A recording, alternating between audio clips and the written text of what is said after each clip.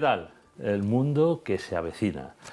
Estamos tratando el bloque liderazgo humanista y lo estamos haciendo con la profesora Nuria Chinchilla. ¿Qué tal, Nuria? Hola, muy buenas tardes, gracias, bien hallado. Ella, como sabemos, es doctora en Ciencias Económicas y Empresariales y profesora, entre otras muchas cosas, ¿no? Y profesora en el IES Business School.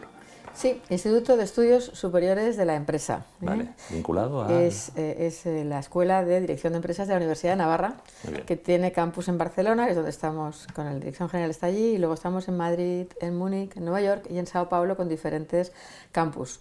Después tenemos pues más de 14 escuelas hermanas pues que también están en el mundo mundial.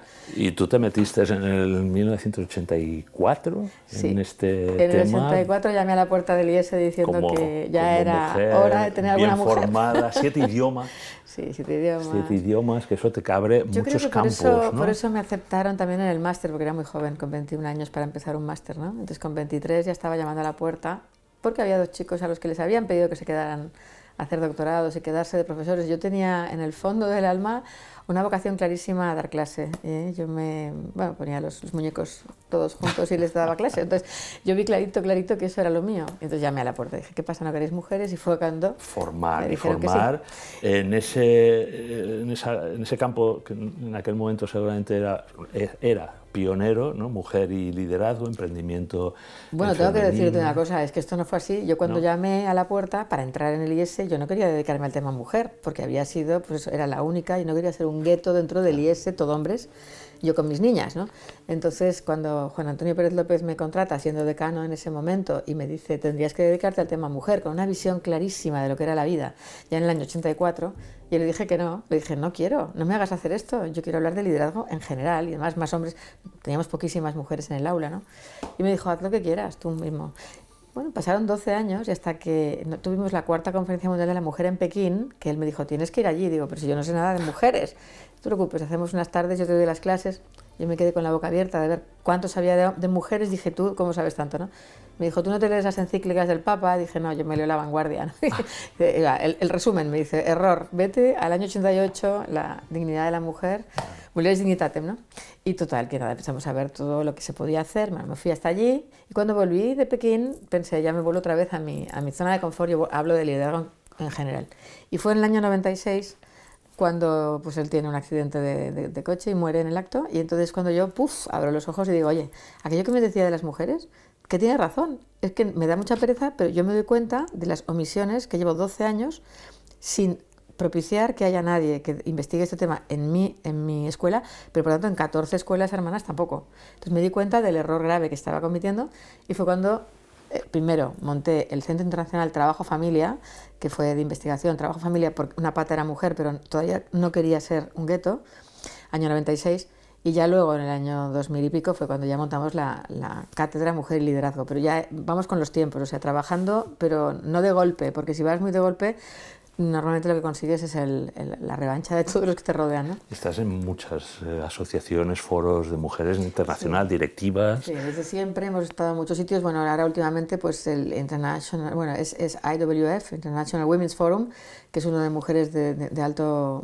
grado de poder, sea político, sea económico, tal, que están en el mundo mundial y que empezó en Estados Unidos y que nos reunimos 2 veces al año. La verdad es que es muy interesante. Luego monté desde el IES, también me di cuenta de que tenía razón Juan Antonio Pérez López, que necesitábamos formar a mujeres como mujeres, no solo como líderes masculinos, porque entonces estábamos consiguiendo, sin darnos cuenta, que muchas de las mujeres acabaran siendo marimachos, perdón la palabra, ¿no? Pero eran machos peores que los machos de verdad. Entonces dices, ¿pero qué estamos haciendo?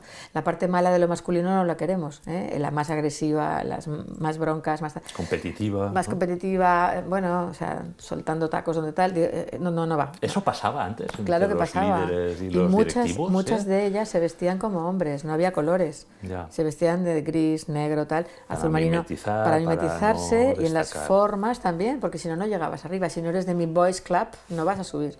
Entonces muchas de ellas, además no les quedaba mucho más remedio, pensaba en ellas, hasta que dijimos, no, vamos a hacer el I Will y ese Women in Leadership, que son, antes se llamaba Women's Lobby, pero era una vez al mes nos reunimos una clase y después comida de networking. ¿Por qué? Para hablar de lo que nos interesa a nosotras. Cuando solo somos mujeres salen temas muy diferentes a los que salen cuando hay mayoría de hombres, ¿no? Es más fútbol y política y ahora es más la familia, mi realidad, mi persona, mis emociones. Entonces esto fue bonito porque intentamos desarrollar la feminidad de esas líderes que, claro, gracias a Dios, agradecen mucho esos espacios de reflexión y de tranquilidad y de paz para poder ser ellas mismas. Eso antes se llamaba, como digo, Women's Lobby. Me hicieron cambiar el nombre porque lo del lobby en castellano suena bien, pero en inglés parece que quieras luchar contra alguien. Y dije, por Dios, ¿no? Era la época de Obama y no sé si os acordáis que era siempre yes I can, yes I can. Y dije, I can is not enough, no es suficiente. I will, ¿no? Y I will y ese Women in Leadership. Está muy bien encontrado, ¿no? Porque tú, que en definitiva te preocupas por la persona en su integridad, ¿no? Lo dijimos en el capítulo anterior, ¿no? Y en cambio, bueno, estás encontrando una forma de ejercer, ¿no? El liderazgo, estar dentro de los consejos de administración y en algún momento de dirección, ¿no? Desde la dimensión femenina, ¿no? De madre incluso, ¿no? Específicamente femenina, sí. Yo creo que es muy importante que la gente sepa que yo estaba muy cansada de escuchar que somos iguales, somos iguales. Somos iguales, no, eso es lo que nos genera problemas. Somos diferentes. Iguales, obviamente, en derechos, somos seres humanos, pero totalmente distintos, no solamente en lo físico, que claramente es complementario y de ahí sale la vida, ¿no? Sino también en lo psicológico. Sabes que Natalia López Moratay, que estuvo aquí, bueno, ¿no? Pues sentada ¿qué voy a contaros? Ya lo sabéis explica todo. muy bien, ¿no? Ya está, pues nada, yo solamente recuerdo que sí. nuestros cerebros son distintos, que lo dijo ella seguramente en su momento, ahí va. Y que me interesa mucho recordarlo, porque la biología nos dice que somos distintos y complementarios. Claro, la gafa con la que ve el mundo una mujer, todas sus células tienen XX, igual que las tuyas tienen XY, todas, también en el cerebro, al final desarrolla un cerebro que está en el nuestro mucho más interconectado, el hemisferio izquierdo y el hemisferio derecho, por eso hablamos mucho más rápido, por eso vemos más cosas, somos más capaces de entender al que tenemos delante, el bebé que dice güey, que está diciendo, o sea, eso es mucho de mujer. Luego lo que pasa es que viene la cultura, el cultivo, y entonces es verdad que hay hombres que han sido cultivados en lo femenino, gracias a Dios, y también mujeres que hemos sido cultivadas en lo masculino, gracias a Dios, porque entonces estamos como más completas. Esa integridad, esa complementariedad. Exactamente, ¿no? Pero hombre y mujer somos complementarios y gracias a Dios también, y somos sinérgicos. Por eso cuando un hombre y una mujer están juntos en familia, no son dos, acaban siendo 22 si quieren, ¿no? Pero lo mismo en la empresa, cuando trabajan hombre y mujer, el ojo femenino cerrado, que es lo que ha estado muchísimo tiempo, es un desastre. Fíjate lo que hemos tenido de empresas en el pasado. O sea, son empresas mecanicistas, cortoplacistas, porque la mujer tiene una diferencia grandiosa y es que está siempre anticipando el futuro. ¿Qué pasará si? Entonces, voy a tomar la decisión, vale, sí. ¿Y eso qué consecuencia tiene el de al lado, el de enfrente, el de al lado, en los niños, en el perro? ¿Lo hemos dejado? ¿Qué hacemos con el perro? ¿No? El otro dice, bueno, nos vamos a Australia. También en la familia, ¿no? Muchas veces, tradicional, de madre, ¿no? Que tiene que estar gestionar muchas cosas a la vez. El multitasking, ¿no? sí. Bueno, gracias a Dios los hombres ahora también ya empezamos a feminizarnos en este sentido. Sí, habéis aprendido un poquito. Sí, pero sentido, no vais a ser iguales nunca, porque es imposible. No. Igual que nosotros no podemos ser iguales que vosotros. Pero tú hablas muy claramente en tus libros, y que tienes muchos en este sentido y tal, de esa diversidad, diferencia, ¿no? Dios nos ha creado diferentes, pero complementarios, ¿no? La complementariedad que al final en el matrimonio se ve claro y tú lo que has dado es un salto a entender esa concepción en la empresa, en las instituciones, en las corporaciones, en los consejos de dirección. Claro, ¿no? es recordar que es verdad que la empresa ha sido creada por hombres y para hombres del siglo anterior. Entonces, todo el modelo es de individuo, ni siquiera hombre, individuo solo con un interés, que era trabajar. Claro, esto no tiene nada que ver con la realidad. Y escalar, una carrera profesional. Y a correr. Después lo hablaremos. A correr. No te gusta nada, ¿no? Si quieres hablamos ya, o sea, carrera. Yo carrera, odio la palabra, porque con las palabras estás conformando la realidad. Entonces, ¿carrera de qué? Yo, si hablo de carrera, saco los codos, saco pecho, claro, me pongo a correr, me comparo con los de al lado, me genera una angustia. No, hombre, no. Trayectoria profesional, personal, familiar, trayectoria vital. Una, no 4, ¿no? Y además todas integradas, un hilo conductor que es el para qué de tu vida, es tu misión. La vida misma, ¿no? Claro. Solo tenemos una, ¿no? Exactamente. Bueno, 2. La siguiente, eterna. Aquí, ¿no? Tenemos una, pero ¿no? qué importante es el memento mori, que te vayan recordando. Y qué disociación tenemos o hemos tenido, ¿no? Separando trabajo y vida personal familiar. Sí, señor, un desastre. Y eso vosotras, ¿no? Bueno, Lo sufrimos de más. esto, Lo sufrimos más porque somos más conscientes. Un señor puede estar muy contento en su trabajo y no acordarse que tiene niños, pero nosotros, estemos donde estemos, nos acordamos de todo, de lo que tenemos pendiente aquí, de lo que tenemos pendiente allá. Entonces, por eso nos cuesta mucho más, tanto perdonar como repartir. Bueno, ahora me centro en esto, sí me centro, pero no me olvido del otro, ¿no? Yo creo que es bonito el ser consciente de estos dos ojos que tienen que estar abiertos, porque también a una empresa solo de mujeres le falta algo. O sea, le falta la visión masculina. Es otro error, ¿no? También directivas que se rodean solo de mujeres, ¿no? Y es sin querer, porque igual que el hombre elige lo más parecido a sí mismo, es lo más fácil, la mujer elige lo más parecido a sí misma. Porque nos entendemos más, ¿no? Más Dicen, rápido. ¿no? Claro. Pero lo interesante es coger complementarios, siempre. Lo más complementario a ti es lo que te va a generar sinergias. Por eso el libro que escribimos sobre las mujeres, ¿no? Directivas que han llegado, tal, pues se llama De la mano de las mejores, y el subtítulo es Hacia un liderazgo sinérgico. ¿No? Porque lo que importa aquí es que tu liderazgo masculino y mi liderazgo femenino al final juntos hagan un liderazgo sinérgico mucho mayor, mucho mejor, eso enriquece, y más real. ¿no? Enriquece a la persona, al profesional y a la empresa. Exactamente. ¿No? Pero reconociendo... Después llegas a casa con más tranquilidad, ¿no? Que si no se llegaba con algún mal humor y estrés. Y estando en casa, liderando en casa como allá, lo importante es que sepamos admirar al de enfrente por su diferencia, en lugar de decir es que quiero que sea como yo, y como no es como yo, bronca, ¿no? Al revés, no, qué bien que tú eres distinto a mí, que tú ves más la estrategia y yo estoy viendo más los detalles, ¿no? O lo que fuere, o al revés. No, y además, tú hablas de tu ámbito profesional, que es el IES, pero en el educativo, ¿no? Con mis hijos y tal, que en los colegios, ya sabes, hay estos cursos de orientación familiar y tal, que al final también la familia es una pequeña empresa. Total. Y sobre todo con los adolescentes y tal, hay que saber gestionar emociones, ¿no? El otro día estábamos con unos amigos, ¿no? Trabajando en los 5 lenguajes del amor, ¿no? Ese libro maravilloso, que al final es eso, que incluso por la diferencia y la complementariedad, a veces en el matrimonio, ¿no? Entre los cónyuges, que puede ser trasladado entre el jefe, ¿no? La directivo con su subordinado. A veces los lenguajes no son los mismos, pero hay malos entendidos. Porque ¿no? uno Hay habla miradas, chino, el otro ruso. El otro ruso, ¿no? El uno cree que regalando flores y bombones es fantástico, ¿no? Por decir algo, ¿no? Y la otra, pues a lo mejor quiere tiempo de calidad, más emotividad, más contacto personal, afectivo, ¿no? Entonces, como somos distintos y nos complementamos, eso que se está trabajando también en institutos de familia, ¿no? La WIC, ¿no? Con Consuelo León, que había sido, yo creo, pues colaboradora tuya. Sí, gerente del Centro de Trabajo Familia conmigo. No, o sea, esos centros, ¿no? En la Francisco de Vitoria, que tratan de hacer, bueno, que seamos también líderes sinérgicos en el seno de las familias, ¿no? Qué necesidad y qué importancia trasladarlo al ámbito de la corporación, ¿no? Por eso hablamos de los equipos. Claro, pero por eso hablamos de que el enriquecimiento en la familia es, sabemos, la primera escuela de competencias, la primera escuela de virtudes siempre. Entonces, lo que ahí se vive, luego te lo llevas a la empresa. Pero también lo que vives en la empresa y aprendes aquí, te lo llevas a la familia, ¿no? Y eso es lo bonito, que estamos...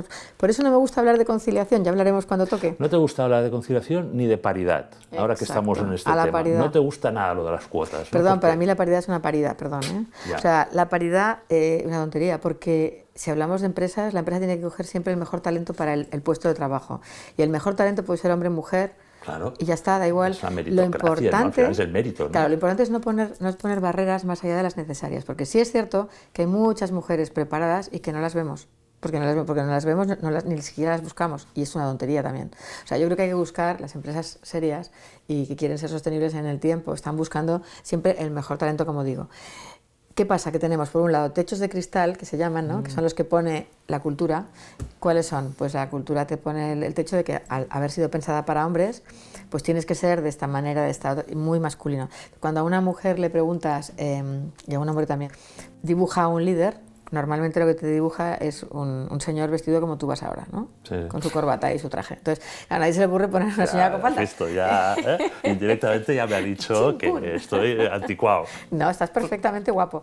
Pero eso sería el líder clásico. Entonces, ¿qué pasa? Que normalmente ya empezamos con estos, si quieres, ¿no? Problemas de techos de cristal que te pone la cultura. Pero luego están los techos, yo llamo de cemento. que te autoimpones tú, Uf, eso como debe mujer. ser terrible, ese techo Y de no eres cemento. consciente. Ah, te lo impones tú misma. Claro. Bueno, también en hombres pasa, ¿no? Ay, que no lo he hecho bien, ay, que a lo mejor, ¿no? Esto Bueno, sí, podría es ser, baja autoestima. podría ser, pero sobre todo es porque te estás comparando con un hombre y este es el error. Ya. Tú no tienes que compararte con un líder hombre, tienes que compararte con un líder mujer. Tienes pocos referentes a veces de mujeres líderes, pero bueno, lo primero es la autoestima más baja por eso y porque somos muy perfeccionistas. O sea, un hombre cuando ve una oferta de trabajo y te piden 5 competencias y tiene 3, se apunta seguro. Una señora tiene 4 y dice no tengo 5. Entonces, pero vamos a ver, ¿de qué vas? O sea, que ¿Y eso por qué?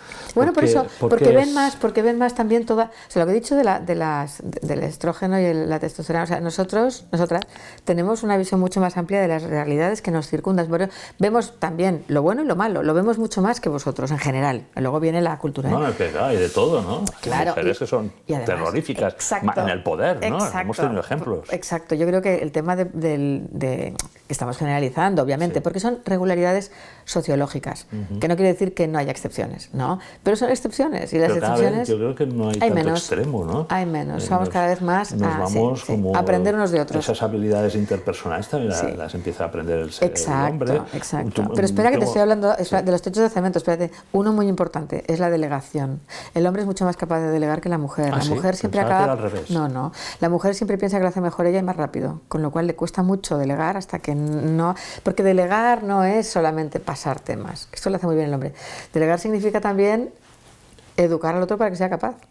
Y esto la mujer dice, uy, no tengo tiempo, lo hago yo más rápido. O sea, delegar no es quitarse el muerto encima y decir, bueno, es que ¿qué hace? Eso lo hacemos bien los hombres. Eso es abdicar, ¿no? Ahí van, lo hacían en el pasado. Lo hacían. Y algunas mujeres ahora, también. Pero vaya, ahora lo que tú dices lo que digo es que hace falta formar al que le vas a delegar para que sea capaz de hacerlo bien. Y si no, no has delegado, has abdicado, le has pasado el muerto, ¿no? Entonces, bueno, delegar. Luego negociar. La mujer negocia muy bien para sus hijos, para su empresa, pero para ella misma, como la autoestima también es en general más baja, no lo hace tan bien.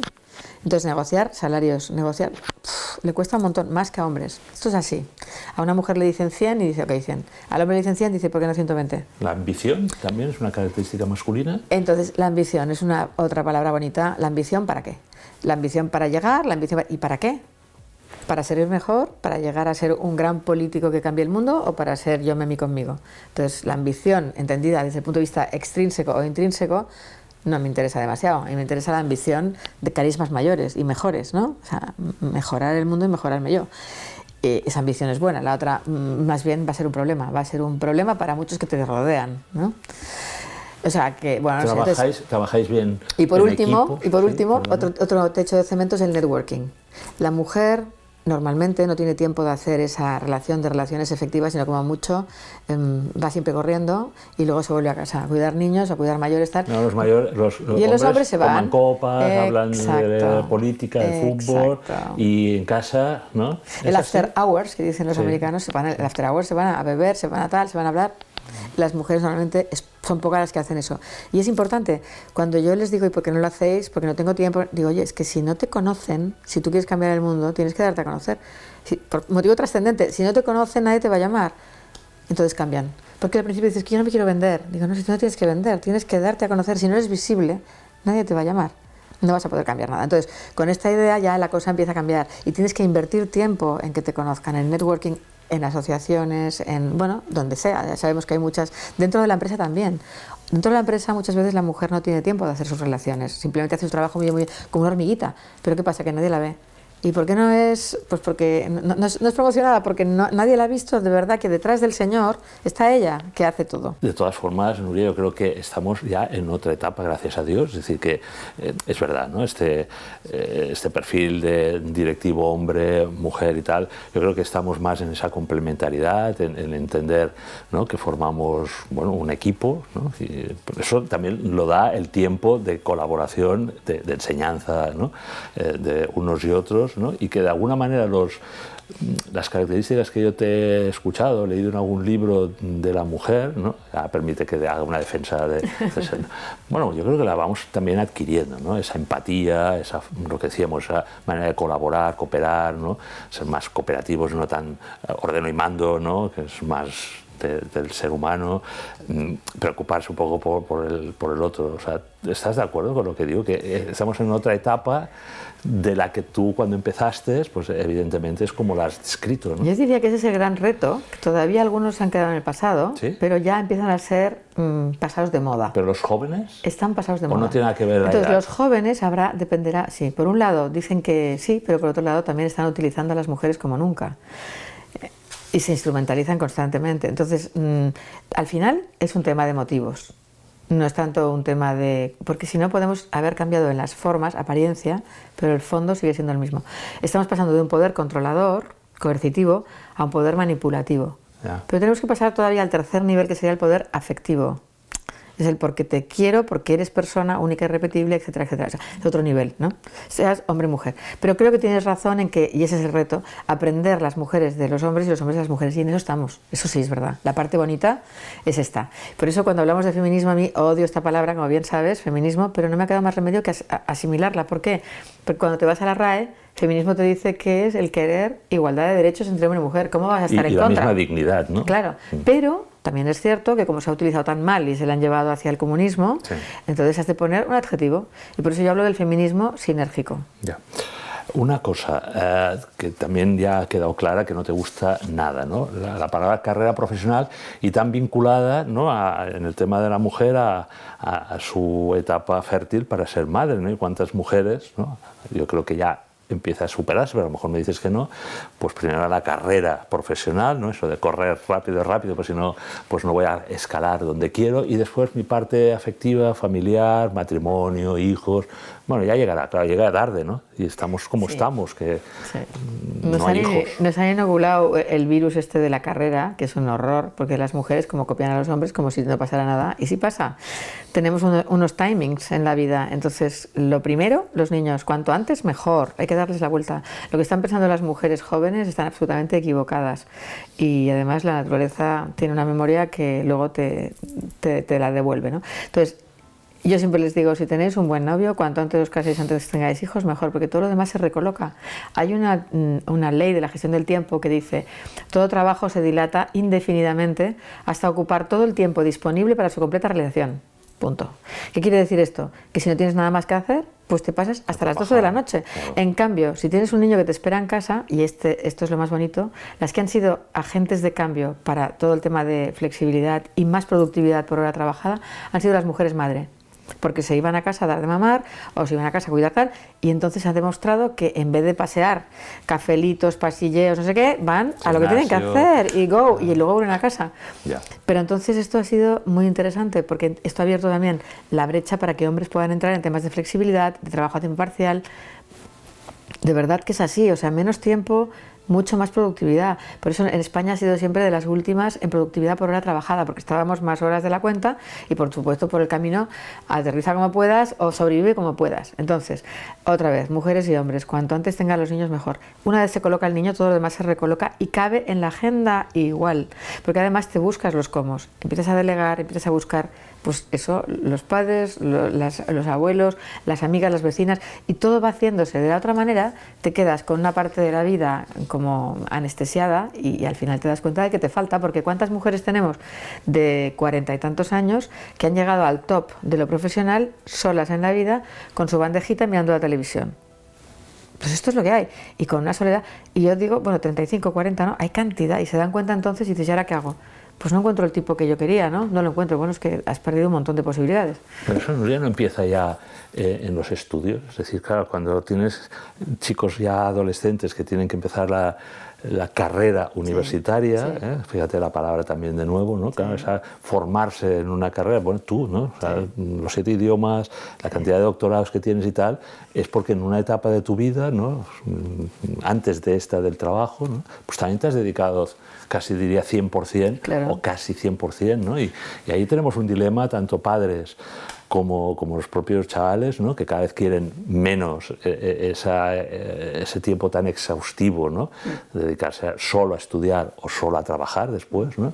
Pero tenemos un dilema, porque claro, si no se pierden lo de la carrera, ¿no? O sea, si no en esas etapas de formación no la utilizan, ¿no? Y se hacen novios de no sé quién y entonces salen con los amigos, pues pierden muchas oportunidades. ¿O estoy equivocado? No, pero es un tema de cantidad.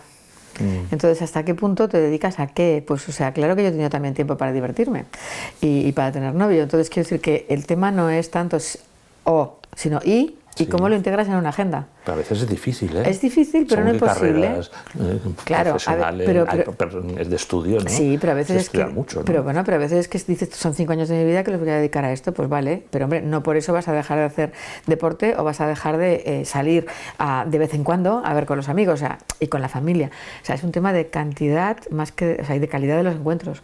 Y luego otro tema importante es que, por ejemplo, en mi caso, mi hobby eran los idiomas. Yo me dedicaba todas las tardes con mi motoreta a pasear por las escuelas de lengua para ir aprendiendo los idiomas. Entonces me gustaba tanto que para mí era mi hobby. Pues ya está, era mi hobby al tiempo que me estaba formando para algo interesante.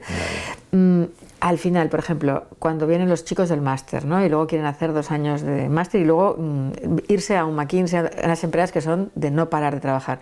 Siempre les digo, a estas empresas hay como mucho que estar 2 años sabiendo que es una inversión.